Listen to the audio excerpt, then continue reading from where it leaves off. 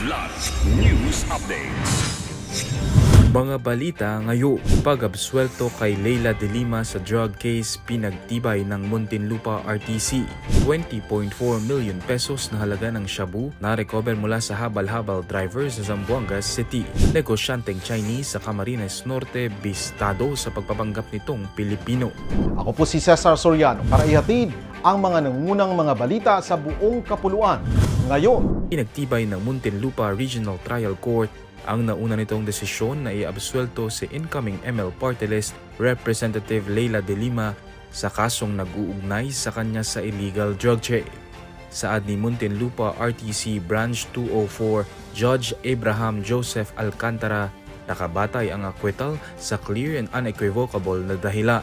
Binigyang diin pa ng korte na dahil sa recantation ni dating Bureau of Corrections o Bucor Chief Rafael Ragos, nagkaroon ng reasonable doubt sa kaso.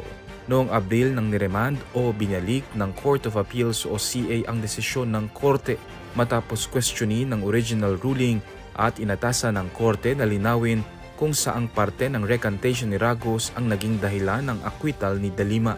Umaasa naman si de Lima na dahil sa pinakahuling desisyon ng korte ay matutuldukan na ang kaso. Arestado ang isang habal-habal driver sa isang buy-bust operation ng Philippine Drug Enforcement Agency o PDEA at Zamboanga City Police nitong Linggo, Hunyo 29. Kinilala ang suspect na si Nelson Lamon, 41 anyos at isang high-value target na nagbenta ng 3 kilo ng shabu sa undercover agent sa Barangay Zone 4. Na-recover sa kanya ang mga illegal na droga na nakalagay sa 3 Ziploc bags at nagkakahalaga ng 20.4 million pesos. Nasa kustodiya na ng Zamboanga City Police Station 11 ang suspect na nahaharap sa kasong paglabag sa RA 9165 habang nasa Special Operations Unit 9 na ang mga shabu para sa proper disposition. Inaresto ng Bureau of Immigration o BI ang isang Chinese national na nagpapanggap na Pilipino sa Daet, Camarines Norte.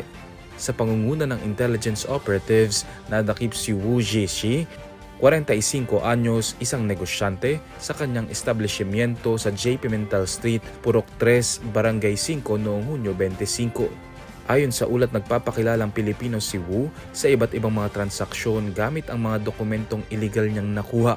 Pagmamayari umano nito ang 2 department store sa Daet, ngunit nakarehistro sa ibang pangalan. Nakatakda siyang sumailalim sa deportasyon dahil sa paglabag sa Philippine immigration laws. Para sa Kidlat News Channel, ako si Renza Lenon, nag-uula. ako po si Cesar Soriano, kasama nyo sa bawat pagputo ng balita.